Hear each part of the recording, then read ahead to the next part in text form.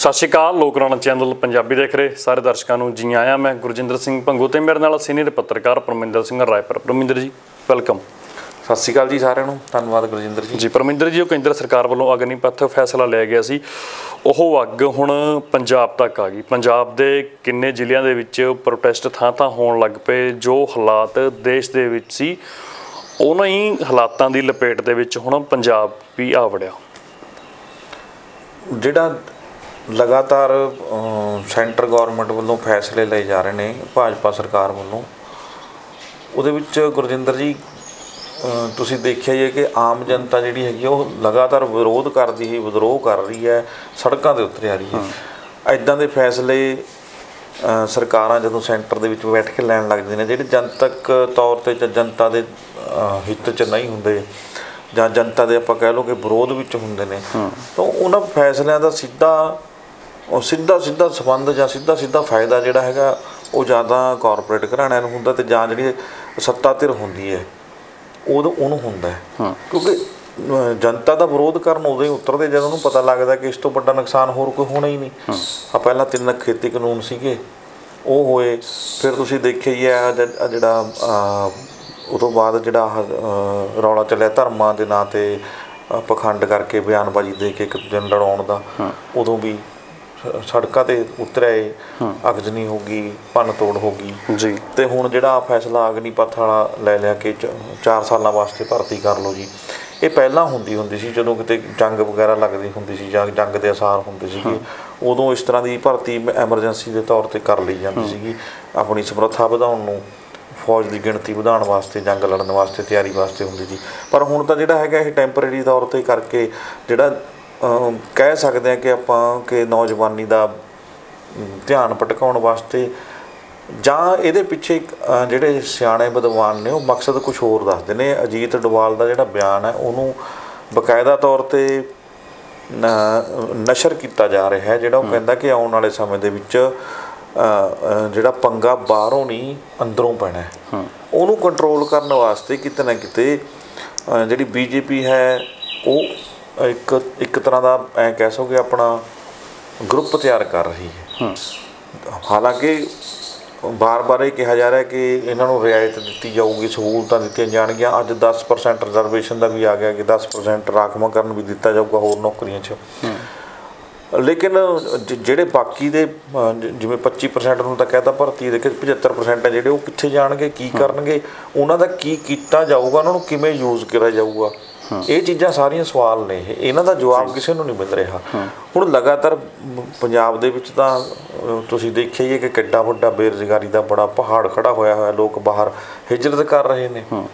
ਕਿ ਕੋਵਿਡ ਨੇ ਹੋਰ ਕਹਿ ਲਓ ਲੱਕ ਭੰਨਤਾ ਸੀਗਾ, ਰੁਜ਼ਗਾਰ ਤਾਂ ਸਾਰਿਆਂ ਦਾ ਖੋਇਆ ਗਿਆ ਜੀ। ਅੰਕੜੇ ਦੱਸਦੇ ਨੇ ਕਿ ਕਰੋੜਾਂ ਲੋਕਾਂ ਦਾ ਰੁਜ਼ਗਾਰ ਕੋਵਿਡ ਨੇ ਖੋਹ ਲਿਆ। ਅਤੇ ਉਹਦੇ ਵਿੱਚ ਫਿਰ ਤੁਸੀਂ ਇੱਕ ਟੈਂਪਰੇਰੀ ਭਰਤੀ ਕਰ ਲਓ ਕਿ 4 ਸਾਲ ਬਾਅਦ ਫਿਰ ਦੁਬਾਰੇ। ਇਹ ਤਾਂ ਇੱਕ ਐਂ ਕਹਿ ਲਓ ਕਿ ਅਸੀਂ ਮੌਕਾ ਦੇ ਰਹੇ ਹਾਂ ਨੌਜਵਾਨਾਂ ਨੂੰ ਕਿ ਉਹ ਸਿਖਲਾਈ ਪ੍ਰਾਪਤ ਕਰਕੇ ਆਪਣੇ ਹੱਥਾਂ 'ਚ ਹਥਿਆਰ ਫੜ ਕੇ ਕੱਲ੍ਹ ਨੂੰ ਕੋਈ ਹਿੰਸਕ ਰੂਪ ਧਾਰਨ ਕਰ ਲੈਣ, ਅਤੇ ਪੰਜਾਬ ਜਾਂ ਹੋਰਨਾਂ ਸਟੇਟਾਂ ਜਾਂ ਦੇਸ਼ ਦੇ ਵਿੱਚ ਕਹਿ ਲਓ ਕਿ ਫਿਰ ਵਾਰਦਾਤਾਂ ਹੋਣਗੀਆਂ, ਅਪਰਾਧ ਵਧਣਗੇ, ਫਿਰ ਚੱਕ ਕੇ ਜੇਲ੍ਹਾਂ ਤੁਰਨੀ ਜਾਓ ਉਹਨਾਂ ਨੂੰ, ਨੌਜਵਾਨਾਂ ਨੂੰ।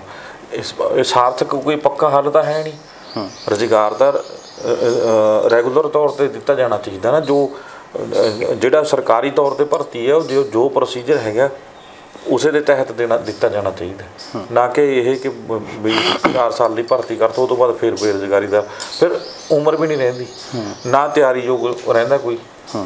ਕਿ ਬੰਦਾ 21 ਸਾਲ ਮੇਰੇ ਖਿਆਲ ਭਰਤੀ ਦੀ ਉਮਰ ਕਰਤੀ ਇਹਨਾਂ ਨੇ, ਹੁਣ 23 ਕਰਤੀ, 21 ਤੋਂ ਵਧਾ ਕੇ ਫਿਰ 2 ਸਾਲ ਹੋਰ ਵਧਾ ਦਿੱਤੀ, 23 ਕਰਤੀ। 23 ਤੋਂ ਬਾਅਦ 27 ਸਾਲ ਤੱਕ ਚਲਾ ਗਿਆ ਬੰਦਾ। 27 ਸਾਲ ਬਾਅਦ ਰਿਟਾਇਰਮੈਂਟ ਕਹਿੰਦੇ ਹੋਊਗੀ, ਅਤੇ 27 ਸਾਲ ਤੋਂ ਬਾਅਦ ਕਿਸ ਦੀ ਉਮਰ ਰਹਿੰਦੀ ਹੈ ਪੜ੍ਹਾਈ ਵਾਲੀ। ਉਹ ਕਹਿੰਦੇ ਕਿ ਅਸੀਂ ਇਹੋ ਜਿਹਾ ਸਿਸਟਮ ਬਣਾਵਾਂਗੇ ਵੀ ਜਿਹੜੇ 4 ਸਾਲ ਬਾਅਦ ਉੱਥੋਂ ਆਉਣਗੇ, ਹਾਲਾਂਕਿ ਇੱਕ 44 ਲੱਖ ਰੁਪਏ 48 ਲੱਖ ਦਾ ਬੀਮਾ, 1 ਕਰੋੜ ਤੱਕ ਦੀ ਰਾਸ਼ੀ ਵੀ ਰੱਖੀ ਗਈ ਆ। ਉਹ ਕਹਿੰਦੇ ਕਿ 4 ਸਾਲ ਬਾਅਦ ਵੀ ਅਸੀਂ ਐਡਜਸਟ ਕਰਾਂਗੇ। ਉਹ ਗੱਲ ਹਾਲਾਂਕਿ ਦੱਸਦੇ ਨਹੀਂ ਹੈ ਕਿ ਵੀ ਇਸ ਗੱਲ ਦਾ ਤੁਹਾਡੇ ਕੋਲ ਕੀ ਪੁਖਤਾ ਗੱਲ ਹੈ ਕਿ 4 ਸਾਲ ਬਾਅਦ ਫਿਰ ਤੁਹਾਡੀ ਉਹ ਸਰਕਾਰ ਹੋਊਗੀ। ਬਿਲਕੁਲ ਸਰਕਾਰ ਹੋਵੇ ਨਾ ਹੋਵੇ, ਇਸ ਗੱਲ ਦਾ ਕੀ ਗਰੰਟੀ ਹੈ ਕਿ ਉਹ ਜੇ ਤੁਹਾਡੇ ਕੋਲ ਅੱਜ ਨੌਕਰੀਆਂ ਨਹੀਂ ਹੈਗੀਆਂ, ਅੱਜ ਤੁਸੀਂ ਕਰੋੜਾਂ ਨੌਕਰੀਆਂ ਖੋਲੀਆਂ ਜਾਂ ਕਰੋੜਾਂ ਨੌਕਰੀਆਂ ਚਲੀਆਂ ਗਈਆਂ, ਕੋਵਿਡ ਕਰਕੇ ਚਲੀਆਂ ਗਈਆਂ, ਅੱਜ ਤੁਸੀਂ ਰੈਗੂਲਰ ਭਰਤੀ ਨਹੀਂ ਕਰ ਸਕੇ ਜਾਂ ਨਹੀਂ ਕਰ ਪਾ ਰਹੇ, ਆਰਥਿਕ ਤੌਰ 'ਤੇ ਕਹਿ ਲਓ, ਤੁਸੀਂ ਦੱਸ ਰਹੇ ਹੋ ਕਿ ਆਰਥਿਕ ਤੌਰ 'ਤੇ ਮਜਬੂਰੀ ਹੈ ਜਾਂ ਕੀ ਹੈ, ਨਹੀਂ ਜਨਤਕ ਕਰ ਰਹੇ ਹੋ ਵੱਖਰੀ ਗੱਲ ਆ, ਜਦੋਂ ਕਿ ਕੋਈ ਮਜਬੂਰੀ ਜ਼ਾਹਰ ਤਾਂ ਕਰਦੇ ਹੋਵੋਗੇ ਕਿ ਤੁਹਾਡੇ ਕੋਲ ਆਹ ਮਜਬੂਰੀ ਹੈ ਜੀ, ਤੁਸੀਂ ਤਾਂ ਪੱਕੀ ਭਰਤੀ ਨਹੀਂ ਕਰ ਸਕਦੇ, ਠੀਕ ਹੈ, ਇੱਕ ਗੱਲ ਤਾਂ ਤੁਹਾਡੇ ਕੋਲ ਇਸ ਤਰ੍ਹਾਂ ਦੀ ਕਿਹੜੀ ਗਰੰਟੀ ਹੈ ਜਿਹੜੀ 4 ਸਾਲ ਬਾਅਦ ਉਹਨਾਂ ਨੂੰ ਪੱਕੀ ਨੌਕਰੀ ਦਵਾ ਦੂਗੀ? ਤੁਸੀਂ ਇੰਨੀਆਂ ਨੌਕਰੀਆਂ ਕਿਵੇਂ ਕੱਢੋਗੇ? ਨਾਲੇ ਇਸ ਗੱਲ ਦੀ ਵੀ ਕੀ ਗਰੰਟੀ ਹੈ ਕਿ ਜਦੋਂ ਬੰਦਾ 4 ਸਾਲ ਬਾਅਦ ਆਊਗਾ ਕਿ ਉਦੋਂ ਸੱਤਾ ਦੇ ਵਿੱਚ ਤੁਸੀਂ ਹੋਵੋਗੇ?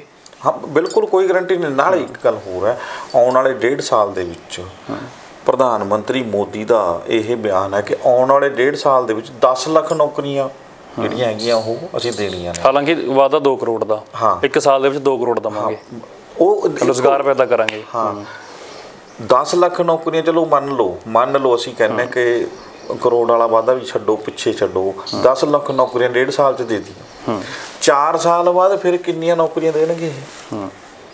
ਜਦੋਂ 10 ਲੱਖ ਨੌਕਰੀਆਂ ਹੁਣ ਹੈਗੀਆਂ ਨੇ, ਹੁਣ 45,000 ਨੂੰ ਨੌਕਰੀਆਂ ਨਹੀਂ ਦੇ ਸਕਦੇ। ਰੈਗੂਲਰ ਭਰਤੀ 10 ਲੱਖ ਨੌਕਰੀਆਂ ਦਾ ਵਾਅਦਾ ਕਰਕੇ 45,000 ਬੰਦਿਆਂ ਨੂੰ ਨੌਕਰੀ ਨਹੀਂ ਦੇ ਸਕਦੇ। 45,000 ਨੂੰ ਕਰਾਂਗੇ 4,000 ਨਾ 4 ਸਾਲ ਲਈ ਤੁਹਾਨੂੰ ਰੱਖਿਆ ਜਾ ਰਿਹਾ, ਤੇ ਜੇ 45,000 ਨੂੰ ਤੁਸੀਂ 10 ਲੱਖ 'ਚ ਮਰਜ ਕਰ ਲਓ, ਪੱਕੀ ਜੌਬ ਤਾਂ ਹੋਊਗੀ ਨਾ, ਤੇ ਉਹ ਕਿਉਂ ਨਹੀਂ ਕਰ ਰਹੇ? ਆਉਣ ਵਾਲੇ ਸਮੇਂ ਦੇ ਵਿੱਚ 10 ਲੱਖ ਨੌਕਰੀਆਂ ਤੁਸੀਂ ਦੇ ਦਿੱਤੀਆਂ, ਉਹ 45,000 ਫਿਰ 10 ਲੱਖਾਂ 'ਚੋਂ ਕਿੱਥੇ ਜਾਣਗੇ? ਇੰਨੀਆਂ ਕਿੰਨੇ ਕੁ ਤੁਹਾਡੇ ਕੋਲ ਨੌਕਰੀਆਂ ਨੇ? ਜੇ ਹੈਗੀਆਂ ਨੇ ਫਿਰ ਭਰਤੀ ਕਿਉਂ ਨਹੀਂ? ਰੈਗੂਲਰ ਕਿਉਂ ਨਹੀਂ ਭਰਤੀ? ਯਾਨੀ ਕਿ ਇਹਦੇ ਪਿੱਛੇ ਮੋਟਿਵ ਕੋਈ ਹੋਰ ਹੈ। ਮੋਟਿਵ ਕੋਈ RSS ਨਾਲ ਜੋੜ ਕੇ ਦੇਖ ਰਿਹਾ ਇਸ ਚੀਜ਼ ਨੂੰ, ਤੇ ਕੋਈ ਹਿੰਦੂਤਵਵਾਦੀ ਨਾਲ ਜੋੜ ਕੇ ਦੇਖ ਰਿਹਾ, ਕੋਈ ਦੱਸ ਰਿਹਾ ਕਿ ਇਸ ਤਰ੍ਹਾਂ ਦੀ ਕੋਈ ਟੀਮ ਤਿਆਰ ਕੀਤੀ ਜਾ ਰਹੀ ਹੈ ਜਿਹੜੀ ਭਾਜਪਾ ਲਈ ਕੰਮ ਕਰੇਗੀ, ਤੇ ਉਹਨੂੰ ਹਥਿਆਰਬੰਦ ਕੀਤਾ ਜਾ ਰਿਹਾ ਹੈ। ਸੋ ਇਹ ਜਿਹੜੀਆਂ ਸਾਰੀਆਂ ਗੱਲਾਂ ਨੇ, ਇਹਨਾਂ ਦੇ ਜਵਾਬ ਦੇਣੇ ਸਰਕਾਰ ਨੂੰ ਚਾਹੀਦਾ ਕਿ ਸਾਹਮਣੇ ਆ ਕੇ ਜਵਾਬ ਦੇਵੇ। ਇੱਕ ਗੱਲ ਆਹ ਵੀ ਹੁੰਦੀ ਹੈ ਨਾ ਕਿ ਜਦੋਂ ਪਿੱਛੇ ਜੇ ਹਿਸਾਬ ਵਾਲਾ ਮਾਮਲਾ ਆਇਆ ਸੀ, ਉਹਨੂੰ ਢਕਣ ਦੇ ਲਈ ਹੋਰ ਘਟਨਾਵਾਂ ਵਾਪਰੀਆਂ। ਹੁਣ ਹਜ਼ਰਤ ਮੁਹੰਮਦ ਸਾਹਿਬ ਵਾਲਾ ਮਾਮਲਾ ਸੀ, ਉਸ ਨੂੰ ਹੁਣ ਕਵਰ ਅਪ ਕਰ ਲਿਆ ਅਗਨੀਪਥ ਨੇ। ਹੁਣ ਦੇਖਣ ਵਾਲਾ ਹੋਊਗਾ ਕਿ ਇਸ ਮਾਮਲੇ ਨੂੰ ਅੱਗੇ ਕੀ ਕਵਰ ਅਪ ਕਰੂਗਾ ਅਗਨੀਪਥ ਨੂੰ। ਹਾਂ ਬਿਲਕੁਲ, ਇਹ ਚੀਜ਼ਾਂ ਕਿਉਂਕਿ ਸਮੇਂ-ਸਮੇਂ 'ਤੇ ਪਲਾਨ ਹੁੰਦਾ, ਉਹ ਫਿਰ ਟਾਈਮ ਪੀਰੀਅਡ ਹੁੰਦਾ ਕਿ ਬਾਹਰ ਕੱਢੀ ਜਾਂਦੀ ਹੈ ਕੀ ਗੱਲ ਕਰਕੇ। 2024 ਤੱਕ ਦਾ ਜਿਹੜਾ ਇਹਨਾਂ ਦਾ ਟਾਈਮ ਹੈ, ਇਹਨਾਂ ਨੇ ਇਸ ਤਰ੍ਹਾਂ ਦੇ ਵੱਡੇ ਕੁਛ ਇੰਸੀਡੈਂਟ ਕਹਿ ਲਓ ਜਾਂ ਕੁਛ ਇਸ ਤਰ੍ਹਾਂ ਦੇ ਕੋਈ ਕਾਰਵਾਈਆਂ ਕਹਿ ਲਓ ਕਰਨੀਆਂ ਜਾਂ ਕਰਾਉਣੀਆਂ ਨੇ, ਜਿਹਦੇ ਨਾਲ ਜਿਹੜੀ ਸਰਕਾਰ ਦੀ ਛਵੀ ਉਹ ਉੱਭਰ ਕੇ ਸਾਹਮਣੇ ਆਵੇ, ਔਰ ਜਿਹੜਾ ਭਾਜਪਾ ਦਾ ਕੱਦ ਹੈ ਉਹ ਵੱਡਾ ਦਿਖਦਾ ਨਜ਼ਰ ਆਵੇ। ਠੀਕ ਹੈ, ਉਹ ਇੱਕ ਗੱਲ ਹੋਈ, ਦੂਜੀ ਗੱਲ ਨਾਲ ਉਹਨੂੰ ਦੱਬ ਦਿਓ, ਤੀਜੀ ਗੱਲ ਉਹਦੇ ਨਾਲ ਦੱਬ ਦਿਓ, ਦੂਜੀ ਨੂੰ ਦੱਬ ਦਿਓ। ਇੱਦਾਂ ਦੀਆਂ ਘਟਨਾਵਾਂ ਕਰਨੀਆਂ ਜਾਂ ਕਰਾਉਣੀਆਂ ਪੈਣੀਆਂ ਨੇ ਤਾਂ ਕਿ 2024 ਤੱਕ ਇਹ ਭਾਜਪਾ ਹੁੰਦੀ ਰਹੇ। ਠੀਕ ਹੈ, ਉਹ ਉਸ ਲੈਵਲ 'ਤੇ ਜਾ ਕੇ ਬਾਕੀ ਜਿਹੜੇ ਪੋਲੀਟੀਕਲ ਕੰਮ ਨੇ ਉਹ ਕਰੀ ਜਾ ਰਹੇ ਨੇ, ਚਾਹੇ ਉਹ ED ਦੇ ਥਰੂ ਨੇ, ਚਾਹੇ ਕੋਈ ਹੋਰ ਇਨਵੈਸਟੀਗੇਸ਼ਨਸ ਨੇ, ਚਾਹੇ ਕਿਸੇ ਤਰ੍ਹਾਂ ਦਾ ਕੋਈ ਜਾਂਚ ਹੈ ਜਾਂ ਕਿਸੇ ਤਰ੍ਹਾਂ ਦੀ ਕੋਈ ਸ਼ਿਕੰਜਾ ਹੈ ਉਹ ਕੱਸਿਆ ਜਾ ਰਿਹਾ ਹੈ। ਪੰਜਾਬ ਦੇ ਵਿੱਚ ਹੀ ਦੇਖ ਰਹੇ ਹੋ ਤੁਸੀਂ, ਪੰਜਾਬ ਦੇ ਕਿੰਨੇ ਧੜਾ ਲੀਡਰ ਨੇ ਜਿਹੜੇ ਭਾਜਪਾ ਕਿਵੇਂ ਜੁਆਇਨ ਕਰ ਰਹੇ ਨੇ, ਉਹ ਕੀ ਦਿਖ ਰਿਹਾ ਉਹਨਾਂ ਨੂੰ ਭਾਜਪਾ 'ਚ ਅੱਜ ਦੀ ਘੜੀ। ਅੱਜ ਜਦੋਂ 3 ਖੇਤੀ ਕਾਨੂੰਨ ਸੀਗੇ, ਉਦੋਂ ਤਾਂ ਸਾਰੇ ਲੀਡਰ ਕਹਿ ਰਹੇ ਸੀਗੇ, ਚਾਹੇ ਉਹ ਕਾਂਗਰਸੀ ਚੀਜ਼, ਚਾਹੇ ਅਕਾਲੀ ਸੀਗੇ, ਚਾਹੇ ਕਿਸੇ ਹੋਰ ਪਾਰਟੀ ਨਾਲ ਸੰਬੰਧਿਤ ਸੀਗੇ, ਕਿ ਭਾਜਪਾ ਪੰਜਾਬ ਦੇ ਵਿੱਚ ਤਾਂ ਪੈਰ ਨਹੀਂ ਜਮਾ ਸਕਦੀ, ਭਾਜਪਾ ਨੂੰ ਤਾਂ ਲੀਡਰ ਨਹੀਂ ਮਿਲਣੇ, ਭਾਜਪਾ ਨੂੰ ਉਮੀਦਵਾਰ ਨਹੀਂ ਮਿਲਣੇ, ਭਾਜਪਾ ਨੂੰ ਵੋਟ ਨਹੀਂ ਪੈਣੀ। ਪਰ ਅੱਜ ਭਾਜਪਾ ਕੋਲ ਇਸ ਤਰ੍ਹਾਂ ਦਾ ਕੀ ਹੈ ਕਿ ਕਾਂਗਰਸ ਦੇ ਵੱਡੇ ਲੀਡਰ ਜਾਂ ਹੋਰ ਚਾਹੇ ਅਕਾਲੀ ਦਲ ਦੇ ਨੇ, ਚਾਹੇ ਕਿਸੇ ਹੋਰ ਪਾਰਟੀ ਦੇ ਨੇ, ਉਹ ਭੱਜ ਕੇ ਭਾਜਪਾ ਨੂੰ ਜੁਆਇਨ ਕਰ ਰਹੇ ਨੇ। ਹਾਲਾਂਕਿ ਲੋਕਾਂ ਦਾ ਕੋਈ ਰੁਖ ਨਹੀਂ ਇੱਧਰਲੇ ਪਾਸੇ, ਫਿਰ ਵੀ ਭਾਜਪਾ ਨੂੰ ਜੁਆਇਨ ਕਰਨ ਦਾ ਕਾਰਨ ਕੀ ਹੈ? ਇਹ ਗੱਲ ਨੋਟ ਕਰਨੀ ਚਾਹੀਦੀ ਹੈ, ਆਮ ਲੋਕਾਂ ਨੂੰ ਵੀ ਨੋਟ ਕਰਨੀ ਚਾਹੀਦੀ ਹੈ ਕਿ ਕਿੱਥੇ ਤੱਕ ਜਾਇਆ ਜਾ ਰਿਹਾ, ਕਿਉਂ ਜਾਇਆ ਜਾ ਰਿਹਾ, ਤੇ ਕਿਸ ਕਾਰਨ ਕਰਕੇ ਜਿਹੜਾ ਹੈਗਾ ਇਸ ਤਰ੍ਹਾਂ ਦਬਾਅ ਬਣਾ ਕੇ ਭਾਜਪਾ ਨੂੰ ਜੁਆਇਨ ਕੀਤਾ ਜਾ ਰਿਹਾ ਹੈ, ਤਾਂ ਕਿ ਲਗਾਤਾਰ ਜਿਹੜੀ ਭਾਜਪਾ ਹੈਗੀ ਹੈ, ਜਿਹੜੀ ਆਪਾਂ ਕਈ ਵਾਰ ਗੱਲ ਵੀ ਕਰ ਸਕਦੇ ਹਾਂ ਕਿ ਲੋਕਤੰਤਰੀ ਢਾਂਚਾ ਜਿਹੜਾ ਹੈਗਾ ਉਹਨੂੰ ਥੋੜਾ ਪੱਧਰਾ ਕਰਕੇ ਆਪ ਉਹਦੇ 'ਤੇ ਤੁਰਿਆ ਜਾਵੇ ਤੇ ਉਹਨੂੰ ਲੋਕਤੰਤਰ ਦਾ ਨਾਂ ਦਿਆ ਜਾਊਗਾ। ਭਾਜਪਾ ਤਾਂ ਕਹਿੰਦੇ ਕਿ ਜੋ ਅਸੀਂ ਕਰਦੇ ਹਾਂ ਦੇਸ਼ ਹਿੱਤਾਂ ਦੇ ਵਿੱਚ ਸਭ ਕੁਝ, ਉਹ ਵਿਰੋਧੀ ਧਿਰਾਂ ਕਰਕੇ ਹੀ ਇਹ ਸਭ ਕੁਝ ਸੰਘਰਸ਼ ਹੁੰਦੇ ਨੇ। ਇਹ ਗੱਲਾਂ ਮੈਂ ਸੋਚ ਹੀ ਰਿਹਾ ਸੀ ਕਿ ਇਹ ਗੱਲ ਕਰ ਲਈ ਜਾਵੇ ਕਿ ਜਦੋਂ ਦੇਸ਼ ਦੇ ਵਿੱਚ ਵਿਰੋਧ ਹੁੰਦਾ, ਵਿਦਰੋਹ ਹੁੰਦਾ, ਬਗਾਵਤ ਹੁੰਦੀ ਹੈ, ਵੱਡੇ ਲੈਵਲ ਤੇ ਹੁੰਦੀ ਹੈ, ਲੱਖਾਂ ਲੋਕ ਜੁੜ ਜਾਂਦੇ ਨੇ। ਹੁਣ ਆਗਜ਼ਨੀ ਹੋ ਰਹੀ ਆ, ਤੁਸੀਂ ਪੰਜਾਬ ਦੀ ਵੀ ਗੱਲ ਕੀਤੀ ਆ, ਹੋਰਨਾਂ ਸਟੇਟਾਂ ਦੇ ਵਿੱਚ ਹੈ ਸਰਕਾਰੀ ਸੰਪत्ति ਨੂੰ ਕਿੱਡਾ ਨੁਕਸਾਨ ਹੋ ਰਿਹਾ ਹੈ ਸਰਕਾਰੀ ਸੰਪत्ति ਦਾ, ਤੇ ਲੋਕ ਲੁੱਟ ਮਚਾ ਰਹੇ ਨੇ ਇੱਕ ਤਰ੍ਹਾਂ ਨਾਲ। ਜਿਹੜਾ ਕੋਈ ਦੇਖਦਾ ਉਸ ਨੂੰ ਲੁੱਟ ਲੈਂਦਾ, ਉਹ ਗੱਡੀ ਭੰਨ ਦੋ, ਇਹ ਕਰ ਦੋ, ਉਹ ਕਰ ਦੋ। ਆਮ ਲੋਕਾਂ ਦਾ ਕੀ ਕਸੂਰ ਹੈ? ਸਰਕਾਰੀ ਸੰਪत्ति ਦਾ ਕੀ ਕਸੂਰ ਹੈ? ਫੈਸਲੇ ਤਾਂ ਉੱਥੇ ਲਏ ਜਾ ਰਹੇ ਨੇ ਜੀ। ਉਹਨਾਂ ਦੇ ਕੋਲ ਕੋਈ ਜਾਂਦਾ ਨਹੀਂ। ਉਹਨਾਂ ਦੇ ਕੋਲ ਕਿਉਂ ਨਹੀਂ ਜਾਂਦਾ? ਉਹਦੇ ਵੀ ਦੋ ਕਾਰਨ ਨੇ। ਇੱਕ ਤਾਂ ਕਾਰਨ ਮੰਨ ਸਕਦੇ ਹਾਂ ਕਿ ਆਪਾਂ ਬਹੁਤ ਜ਼ਿਆਦਾ ਸਿਕਿਉਰਿਟੀ ਹੈ ਜਾਂ ਡਰ ਹੈ। ਦੂਜਾ ਹੈ ਕਿ ਕਿਤੇ ਉਹਨਾਂ ਦੇ ਹੀ ਬੰਦੇ ਤਾਂ ਨਹੀਂ ਜਿਹੜੇ ਇਸ ਤਰ੍ਹਾਂ ਕੰਮ ਕਰ ਰਹੇ ਨੇ ਅੱਗੇ, ਉਹ ਜੀ ਜਿਹੜੇ ਭੜਕਾ ਰਹੇ ਨੇ ਜਾਂ ਭੜਕ ਰਹੇ ਨੇ ਜਾਂ ਇੱਦਾਂ ਦੀਆਂ ਕਾਰਵਾਈਆਂ ਨੂੰ ਅੰਜਾਮ ਦੇ ਰਹੇ ਨੇ। ਸੋ ਲਗਾਤਾਰ ਜਿਹੜਾ ਪੰਜਾਬ ਦੇ ਵਿੱਚ ਵੀ ਜਾਂ ਹੋਰਨਾਂ ਸਟੇਟਾਂ ਦੇ ਵਿੱਚ ਲੋਕ ਲੱਖਾਂ ਦੀ ਤਾਦਾਦ ਵਿੱਚ ਇਸ ਤਰ੍ਹਾਂ ਵਿਰੋਧ ਕਰ ਰਹੇ ਨੇ ਹਰੇਕ ਫੈਸਲੇ ਦਾ ਭਾਜਪਾ ਦਾ, ਤੇ ਉਹ ਭਾਜਪਾ ਉਹਨੂੰ ਨਾ ਦੇ ਜੇ ਕਿ ਇਹ ਵਿਰੋਧੀ ਧਿਰ ਹੈ। ਜੇ ਐਡੀ ਵੱਡੀ ਵਿਰੋਧੀ ਧਿਰ ਮਜ਼ਬੂਤ ਆ, ਫਿਰ ਤੁਸੀਂ ਸਰਕਾਰ 'ਚ ਕਿਵੇਂ ਬੈਠੇ ਹੋ? ਤੁਸੀਂ ਸੱਤਾ 'ਚ ਕਿਵੇਂ ਬੈਠੇ ਹੋ ਜੀ? ਤੇ ਵੋਟ ਤਾਂ ਫਿਰ ਉਹ ਨਾ ਜਿਹੜੇ ਬੰਦੇ ਤੁਹਾਡੇ ਫੈਸਲੇ ਦੇ ਅਗੇਂਸਟ ਸੜਕਾਂ 'ਤੇ ਉਤਰੇ ਆਏ, ਜਿਹੜੇ ਤੁਹਾਡੇ ਫੈਸਲੇ ਤੋਂ ਨਾ ਖੁਸ਼ ਨੇ, ਉਹ ਤੁਹਾਨੂੰ ਵੋਟ ਕਿਵੇਂ ਪਾ ਦੇਣਗੇ? ਫਿਰ ਤੁਸੀਂ ਸੱਤਾ 'ਚ ਕਿਵੇਂ ਆਉਂਦੇ ਹੋ? ਫਿਰ ਸੱਤਾ 'ਚ ਆਉਣ ਦੇ ਕੋਈ ਹੋਰ ਕਾਰਨ ਹੋਣਗੇ ਭਾਈ, ਜਿਵੇਂ ਹੈ ਇੱਕ ਦੀ ਉਹ ਤਾਂ ਬੀਜੇਪੀ ਦਾ ਸਾਫ਼ ਜਾਣ ਆ ਕਿ ਚੰਦ ਕੁ ਲੋਕਾਂ ਦੀ ਭੀੜ ਹੁੰਦੀ ਹੈ, ਵਿਰੋਧੀ ਧਿਰ ਵੱਲੋਂ ਭੇਜੀ ਜਾਂਦੀ ਹੈ, ਉਹ ਆ ਕੇ ਫਿਰ ਆਪਣਾ ਵਿਰੋਧ ਕਰਦੀ ਹੈ। ਨਹੀਂ, ਫੈਸਲਾ ਤਾਂ ਦੱਸਣਾ ਕਿ ਮੈਂ ਠੀਕ ਹੈ। ਤੁਸੀਂ ਤਾਂ ਫੈਸਲੇ 3 ਕਾਨੂੰਨਾਂ ਨੂੰ ਵੀ ਕਹੀ ਜਾਂਦੇ ਸੀ ਬਹੁਤ ਸਹੀ ਫੈਸਲਾ ਹੈ, ਫਿਰ ਵਾਪਸ ਕਿਉਂ ਲੈ ਲਿਆ? ਤੇ ਜੇ ਹੁਣ ਅਗਨੀਪਥ ਨੂੰ ਤੁਸੀਂ ਸੈਟੀਸਫਾਈ ਨਹੀਂ ਕਰ ਪਾ ਰਹੇ ਨੌਜਵਾਨਾਂ ਨੂੰ, ਇਹਦੇ ਵਿੱਚ ਵਿਰੋਧੀ ਧਿਰ ਕੀ ਕਰੂਗੀ? ਗੱਲ ਤਾਂ ਨੌਜਵਾਨਾਂ ਦੀ ਹੈ ਨਾ, ਜਿਨ੍ਹਾਂ ਨੂੰ ਤੁਸੀਂ ਰੁਜ਼ਗਾਰ ਦੇਣ ਦੀ ਗੱਲ ਕਰਦੇ, ਉਹਨਾਂ ਨੂੰ ਸੈਟੀਸਫਾਈ ਤਾਂ ਕਰੋ ਨਾ। ਕਿਸੇ ਪਾਸੇ ਦਾ ਦੱਸੋ ਕਿ ਭਾਈ ਤੁਸੀਂ 4 ਸਾਲ ਬਾਅਦ ਆਓਗੇ, ਤੁਹਾਡੇ ਲਈ ਆਹ ਚੀਜ਼ ਪਈ ਹੈ। ਹਾਲਾਂਕਿ ਮੇਨ ਜੋ ਇਹਦੇ 'ਚ ਨੋਟਿਸ ਕਰਨ ਵਾਲੀ ਗੱਲ ਹੈ ਕਿ ਜੋ ਵੱਡੇ ਸਾਬਕਾ ਅਧਿਕਾਰੀ ਨੇ, ਜੋ ਭਾਵੇਂ ਭਾਜਪਾ ਦੇ ਨਾਲ ਵੀ ਸੰਬੰਧਿਤ ਨੇ, ਉਹਨਾਂ ਨੇ ਵੀ ਕਿਹਾ ਕਿ ਆਹ ਫੈਸਲਾ ਠੀਕ ਨਹੀਂ ਹੈਗਾ। ਬਿਲਕੁਲ, ਹਰ ਇੱਕ ਬੰਦੇ ਨੂੰ ਦਿਖਦਾ ਕਿ 4 ਸਾਲ ਬਾਅਦ ਬੰਦਾ ਨੌਕਰੀ ਕਰਕੇ ਆਉਂਦਾ ਤਾਂ ਉਹ ਕਿੰਨੇ ਕੁ ਫੌਜੀ ਰਿਟਾਇਰ ਹੋ ਕੇ ਆਏ ਨੇ ਜਿਹੜੇ ਸਕਸੈਸ ਨੇ ਉਸ ਤੋਂ ਬਾਅਦ। ਜੇ ਆਪਾਂ ਮੰਨ ਲਈਏ ਕਿ ਫੌਜ ਦੇ ਵਿੱਚੋਂ ਜਿੰਨੇ ਕੁ ਬੰਦੇ ਆਏ ਨੇ, ਉਹਨਾਂ 'ਚੋਂ ਕਿੰਨੇ ਕੁ ਨੂੰ ਰੁਜ਼ਗਾਰ ਮਿਲਿਆ ਹੋਇਆ, ਕਿੰਨੇ ਕੁ ਬਹੁਤ ਅੱਛੇ ਵੈਲ ਸੈਟਲਡ ਕਿਹਾ ਜਾ ਸਕਦਾ। ਕੇਵਲ ਤੇ ਕੇਵਲ ਉਹ ਨੇ ਜਿਹੜੇ ਵੱਡੇ ਉੱਚੇ ਅਹੁਦਿਆਂ ਤੋਂ ਰਿਟਾਇਰਮੈਂਟ ਹੋ ਕੇ ਆਏ ਨੇ। ਜਿਹੜੇ ਆਮ ਇੱਦਾਂ ਸਿਪਾਹੀ ਜਾਂ ਹੌਲਦਾਰ ਨੇ, ਉਹਨਾਂ ਨੂੰ ਕਿੰਨੇ ਕੁ ਲੋਕ ਨੇ ਜਿਹੜੇ ਸੈਟਿਸਫਾਈ ਨੇ। ਔਰ ਦੇਖੋ ਅੱਗੇ ਸਰਕਾਰ ਜਿਹੜੀ ਕੀ ਕਰ ਰਹੀ ਹੈ, ਫੜੋ ਫੜੀ ਕੀਤੀ ਜਾ ਰਹੀ ਹੈ ਕਿ ਇਹਨਾਂ ਦੀ ਜਿਹੜੇ ਇੰਸਟੀਚਿਊਟ ਚਲਾ ਰਹੇ ਨੇ, ਜਿਹੜੇ ਟ੍ਰੇਨਿੰਗ ਦੇ ਰਹੇ ਨੇ, ਕੋਚਿੰਗ ਦੇ ਰਹੇ ਨੇ ਫੌਜ ਵਿੱਚ ਭਰਤੀ ਹੋਣ ਦੀ, ਉਹਨਾਂ ਦੇ ਜਿਹੜੇ ਇੰਸਟਰਕਟਰ ਨੇ ਉਹਨਾਂ ਨੂੰ ਫੜਿਆ ਜਾ ਰਿਹਾ ਜੀ। ਉਹ ਕਹਿੰਦੇ ਕਿ ਤੁਸੀਂ ਭੜਕਾ ਰਹੇ ਹੋ, ਉਹਨਾਂ 'ਤੇ ਪਰਚੇ ਦਰਜ ਕਰ ਰਹੇ ਫੜ ਕੇ। ਜਾਣੀ ਕਿ ਅਕੈਡਮੀਆਂ ਵਗੈਰਾ ਜਿਹੜੇ ਕੋਚਿੰਗ ਦੇ ਰਹੇ ਨੇ, ਉਹ ਮਿਹਨਤ ਕਰ ਰਹੇ ਨੇ। ਲੋਕ 4 ਸਾਲ ਲਈ ਕਰ ਰਹੇ ਨੇ ਉਹ ਬੰਦੇ ਮਿਹਨਤ, 5-5 4-4 ਸਾਲ ਤਾਂ ਹੋ ਗਏ ਉਹਨਾਂ ਨੂੰ ਭਰਤੀ ਉਡੀਕਦਿਆਂ ਨੂੰ, ਬਿਲਕੁਲ ਮਿਹਨਤ ਲਗਾਤਾਰ ਕਰਦਿਆਂ ਨੂੰ।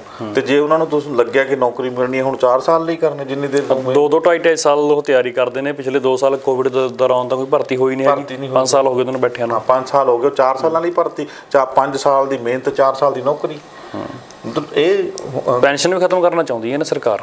ਉਹ ਕਹਿੰਦੇ ਵੱਡਾ ਬੋਝ ਪੈਂਦਾ ਸਾਡੀ ਇਕਨੋਮੀ ਤੇ। ਬਿਲਕੁਲ ਉਹੀ ਗੱਲ, ਇਕਨੋਮੀ ਤੇ ਨਹੀਂ ਪੈਂਦਾ ਹੈ, ਇਹ ਪਾਰਟੀਆਂ ਤੇ ਬੋਝ ਪੈਂਦਾ, ਇਹਨਾਂ ਦੇ ਫੰਡਾਂ ਤੇ ਪੈਂਦਾ। ਇਹ ਘਟ ਜਾਂਦੇ ਨੇ ਜਦੋਂ ਚੋਣਾਂ ਲੜਨੀਆਂ ਹੁੰਦੀਆਂ ਨੇ, ਫਿਰ ਇਹਨਾਂ ਦੇ ਫੰਡ ਜਿਹੜੇ ਹੁੰਦੇ ਨੇ ਉਹ ਘਟ ਜਾਂਦੇ ਨੇ। ਦੇਸ਼ ਕੋਲ ਪੈਸਾ ਹੈ ਹੀ ਨਹੀਂ, ਦੇਸ਼ ਤਾਂ ਕਰਜ਼ਾਈ ਹੈ ਕੀਤਾ ਹੋਇਆ, ਸਾਰਾ ਸੋਨਾ ਗਹਿਣੇ ਪਿਆ ਦੇਸ਼ ਦਾ। ਤਾਂ ਨਹੀਂ, ਕੌਣ ਕਿਹਨੇ ਕੀਤਾ ਹੈ? ਲੋਕਾਂ ਨੇ ਤਾਂ ਕੀਤਾ ਨਹੀਂ। ਆਮ ਲੋਕ ਤਾਂ ਮਹਿੰਗਾਈ ਝੱਲ ਕੇ, ਟੈਕਸ ਭਰ ਕੇ ਖਜ਼ਾਨਾ ਭਰ ਰਹੇ ਨੇ। ਤੁਸੀਂ ਦੱਸੋ ਕੋਈ ਸਰਕਾਰੀ ਮੁਲਾਜ਼ਮ ਜਾਂ ਕੋਈ ਹੋਰ ਬੰਦਾ ਬਿਨਾਂ ਟੈਕਸ ਤੋਂ ਕੋਈ ਰੋਟੀ ਵੀ ਖਾ ਸਕਦਾ ਹੈ? ਕੋਈ ਇੱਕ ਮੈਂ ਕਹ ਲਓ ਇੱਕ ਬੁਰਕੀ ਰੋਟੀ ਦੀ ਨਹੀਂ ਖਾ ਸਕਦਾ। ਕੱਲਾ ਬੰਦਾ ਟੈਕਸ ਦਿੰਦਾ ਫਿਰ ਰਿਹਾ। ਕੀ ਮੁਲਾਜ਼ਮ, ਕੀ ਮਜ਼ਦੂਰ, ਕੀ ਕਿਸਾਨ, ਕੀ ਕਿਤੇ ਨਾ ਕਿਤੇ ਦੇ ਰਿਹਾ ਜੀ। ਖਰੀਦਣ ਵੇਲੇ ਦੇ ਰਿਹਾ, ਚਾਹੇ ਖਾਣ ਵੇਲੇ ਦੇ ਰਿਹਾ। ਇਹ ਖਜ਼ਾਨਾ ਤਾਂ ਇਹੀ ਭਰ ਰਹੇ ਨੇ। ਲੁੱਟ ਕੇ ਕੌਣ ਖਾ ਰਿਹਾ ਫਿਰ? ਬਿਲਕੁਲ, ਘਾਟਾ ਕਿੱਧਰ ਨੂੰ ਪੈ ਗਿਆ, ਕਿੱਥੇ ਜਾ ਰਿਹਾ ਪੈਸਾ? ਤੇ ਇਹਨਾਂ ਦੀਆਂ ਜਾਇਦਾਦਾਂ ਦੇਖੋ ਤੁਸੀਂ। ਆ ਪੰਜਾਬ ਦੇ ਕਮਿਸ਼ਨਰ ਨੂੰ ਫੜਿਆ 300% ਦੀ, ਕਹਿੰਦੇ 5 ਸਾਲਾਂ 'ਚ ਤਾਂ ਆਮਦਨ ਵਧੀ ਆ ਵੀ 300% ਕਾਂਗਰਸ ਦਾ ਹੈ। ਤੇ ਇੱਥੇ ਕਾਂਗਰਸ ਵਾਲੇ ਰੌਲਾ ਪਾਉਂਦੇ ਨੇ। ਇਹੀ ਲੀਡਰ ਨੇ ਜਿਨ੍ਹਾਂ ਦੀ ਆਮਦਨੀ ਸਾਲ 'ਚ 100 ਗੁਣਾ ਵੱਧ ਜਾਂਦੀ ਹੈ, 200 ਗੁਣਾ ਵੱਧ ਜਾਂਦੀ ਹੈ। ਤੇ ਜਿਹੜੇ ਬਾਹਰਲੇ ਲੋਕ ਨੇ ਜਿਹੜੇ ਦੇਸ਼ ਦੇ, ਉਹ ਵਿਚਾਰੇ ਭੁੱਖ ਮਰੀ ਭੀਖ ਮੰਗ ਰਹੇ ਨੇ, ਜਾਂ ਮਜ਼ਦੂਰੀ ਕਰ ਰਹੇ ਨੇ, ਤੇ ਜਾਂ ਖੁਦਕੁਸ਼ੀਆਂ ਕਰ ਰਹੇ ਨੇ। ਮੁਲਾਜ਼ਮ ਵਰਗ ਉਡੀਕ ਰਿਹਾ ਕਿ ਉਹਦੇ ਬੱਚਿਆਂ ਨੂੰ ਕਿਤੇ ਨੌਕਰੀ ਮਿਲ ਜੇ, ਚਾਹੇ ਜੀ ਮਾੜਾ ਮੋਟਾ ਕਿਤੇ ਸੈੱਟ ਹੋ ਜਾਣ ਬੱਚੇ। ਮੁਲਾਜ਼ਮਾਂ ਦਾ ਵੀ ਵੱਡਾ ਦੋਸ਼ ਹੈ ਸਿਸਟਮ ਖਰਾਬ ਕਰਨ ਦੇ ਵਿੱਚ। ਨਹੀਂ, ਉਹ ਦੇਖੋ ਜੇ ਸਾਰੀ ਜ਼ਿੰਮੇਵਾਰੀ ਨਾਲ ਨਿਭਾਈ ਜਾਣ ਫਿਰ ਦੇਸ਼ ਤਾਂ, ਫਿਰ ਗੱਲ ਤਾਂ ਫਿਰ ਉਹੀ ਹੈ ਨਾ, ਤਰੱਕੀ ਦੀ ਰਾਹ 'ਤੇ ਨਾ ਤੁਰ ਜੇ।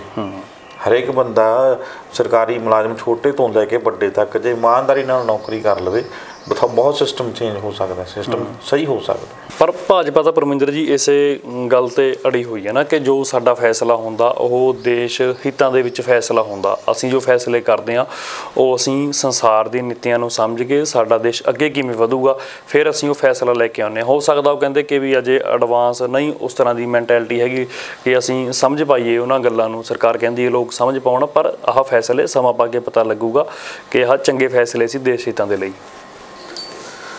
ਜਦੋਂ ਆਪਾਂ ਕੋਈ ਡਿਸੀਜਨ ਲੈਣਾ ਹੁੰਦਾ, ਜਦੋਂ ਕੋਈ ਕੰਮ ਕਰਨਾ ਹੁੰਦਾ ਤਾਂ ਉਹਦੇ ਲਈ ਪਹਿਲਾਂ ਜ਼ਮੀਨ ਤਿਆਰ ਕਰੀ ਜਾਂਦੀ ਹੈ ਕਿਸੇ ਤਰ੍ਹਾਂ ਦਾ ਹੋਵੇ, ਠੀਕ ਹੈ।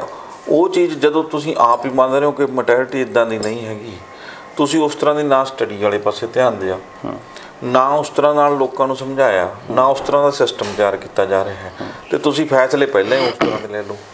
ਇਹਦਾ ਕੋਈ ਮੇਰੇ ਖਿਆਲ ਕਾਇਦਾ ਨਹੀਂ ਹੋਇਆ। ਇਹਦਾ ਨੁਕਸਾਨ ਕਰਨ ਵਾਲੇ ਪਾਸੇ ਜਾਊਗਾ ਬੰਦਾ।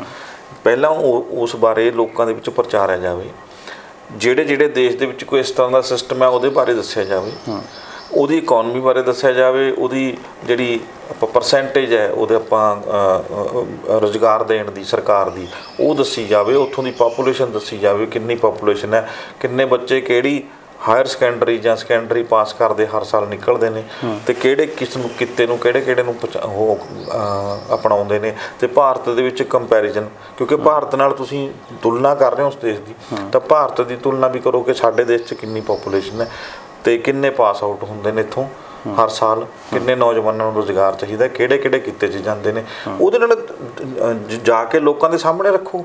ਉੱਦਾਂ ਵੀ ਤਾਂ ਮਨ ਕੀਆਂ ਬਾਤਾਂ ਹੁੰਦੀਆਂ ਨੇ ਜੀ, ਬਿਲਕੁਲ। ਅਤੇ ਤੁਸੀਂ ਮੀਡੀਆ ਰਾਹੀਂ ਇਹ ਚੀਜ਼ਾਂ ਨਹੀਂ ਰੱਖ ਸਕਦੇ। ਰਿਜ਼ਲਟ ਦਿਖਾਓ ਕਿ ਸਾਡਾ ਦੇਖੋ ਰਿਜ਼ਲਟ ਇੰਨਾ ਵਧੀਆ ਆਊਗਾ, ਫਲਾਣੇ ਦੇਸ਼ ਨੇ ਕੀਤਾ ਸੀ ਉਹਦੇ ਨਾਲੋਂ ਅਸੀਂ ਕਿੰਨੇ % ਉੱਪਰ ਜਾ ਰਹੇ ਹਾਂ। ਜੋ ਰਿਜ਼ਲਟ ਤੁਸੀਂ ਲੋਕਾਂ ਨੂੰ ਪਸੰਦ ਕਿਉਂ ਨਹੀਂ ਆਊਗਾ ਜੇ ਅਸੀਂ ਉੱਪਰ ਜਾਵਾਂਗੇ? ਆਊਗਾ ਲੋਕਾਂ ਨੂੰ ਮੂਰਖ ਨਾ ਸਮਝੋ। ਦੱਸੋ, ਇਹ ਥੋੜ੍ਹੀ ਵੀ ਤੂੰ ਫਲਾਣੇ ਦੇਸ਼ ਦੀ ਨੀਤੀ ਹੈ, ਉੱਥੋਂ ਦਾ ਪਤਾ ਨਹੀਂ ਕਿਸ ਤਰ੍ਹਾਂ ਦਾ ਵਾਤਾਵਰਨ ਹੈ, ਕਿਸ ਤਰ੍ਹਾਂ ਦੀ ਪਾਪੂਲੇਸ਼ਨ ਹੈ, ਕਿੱਡਾ ਤਕੜਾ ਹਾਈ ਪ੍ਰੋਫਾਈਲ ਕਹਿ ਲਓ ਸਟੱਡੀ ਦਾ ਸਿਸਟਮ ਹੈ, ਠੀਕ ਹੈ। ਤੁਸੀਂ ਉਹ ਸਿਸਟਮ ਇੱਥੇ ਕੀਤੇ। ਇੱਕ ਗਰੀਬ ਬੱਚਾ ਪਿੰਡ ਦੇ ਸਕੂਲਾਂ ਦੇ ਵਿੱਚ ਪੜ੍ਹ ਰਿਹਾ ਹੈ ਅਤੇ ਤੁਸੀਂ ਉਹਦੀ ਤੁਲਨਾ ਕਰੋਗੇ ਕਿ ਹਾਂ ਉਹ ਇੱਕ ਬੜੇ ਜਿੱਦਾਂ ਕਹਿ ਲਓ ਕਿ ਸਾਰੀਆਂ ਸਹੂਲਤਾਂ ਨਾਲ ਲੈਸ ਸਕੂਲ ਦੇ ਵਿੱਚ ਪੜ੍ਹਨ ਵਾਲੇ ਬੱਚੇ ਨਾਲ ਕਿਵੇਂ ਕੰਪੈਰੀਜ਼ਨ ਕਰ ਲਓਗੇ? ਜੀ, ਬਿਲਕੁਲ। ਉਹ ਚੀਜ਼ਾਂ ਤਿਆਰ ਕਰੋ ਨਾ ਪਹਿਲਾਂ, ਉਹਨਾਂ ਚੀਜ਼ਾਂ ਨੂੰ ਤਿਆਰ ਕਰਕੇ ਲੋਕਾਂ ਵਿੱਚ ਭੇਜੋ। ਉਸ ਤਰ੍ਹਾਂ ਦਾ ਜਿੱਦਾਂ ਤੁਸੀਂ ਕਿਹਾ ਮੈਂਟੈਲਿਟੀ ਉਸ ਤਰ੍ਹਾਂ ਦੀ ਪ੍ਰਪੇਅਰ ਕਰਾਓ ਨਾ, ਫਿਰ ਡਿਸੀਜਨ ਲੈ ਲਓ। ਬਿਲਕੁਲ ਜੀ। ਦੇਖੋ, ਸਰਕਾਰ ਸਮੇਂ-ਸਮੇਂ 'ਤੇ ਆਪਣੇ ਬਿਆਨ ਦਾਗਦੀ ਰਹਿੰਦੀ ਹੈ, ਪਰ ਗਰਾਊਂਡ ਲੈਵਲ 'ਤੇ ਉਹਨਾਂ ਦਾ ਕੋਈ ਸੰਬੰਧ ਨਹੀਂ ਹੈਗਾ ਇਹਨਾਂ ਗੱਲਾਂ ਦੇ ਨਾਲ। ਪਰਮਿੰਦਰ ਜੀ, ਬਹੁਤ ਬਹੁਤ ਸ਼ੁਕਰੀਆ ਖਬਰ ਦੇ ਵਿਚਾਰ ਚਰਚਾ ਕਰਨ ਦੇ ਲਈ। ਧੰਨਵਾਦ ਤੁਹਾਡਾ। ਸ਼ੁਕਰੀਆ ਜੀ, ਧੰਨਵਾਦ ਜੀ। ਦੋਸਤੋ, ਸਾਡੇ ਨਾਲ ਜੁੜੇ ਹੋਏ ਸੀ ਸੀਨੀਅਰ ਪੱਤਰਕਾਰ ਪਰਮਿੰਦਰ ਸਿੰਘ ਰਾਏਪੁਰ। ਤੁਸੀਂ ਬਣੇ ਰਹੋ ਤੁਹਾਡੇ ਆਪਣੇ ਚੈਨਲ ਲੋਕ ਰਾਣਾ ਚੈਨਲ ਪੰਜਾਬੀ 'ਤੇ। ਧੰਨਵਾਦ।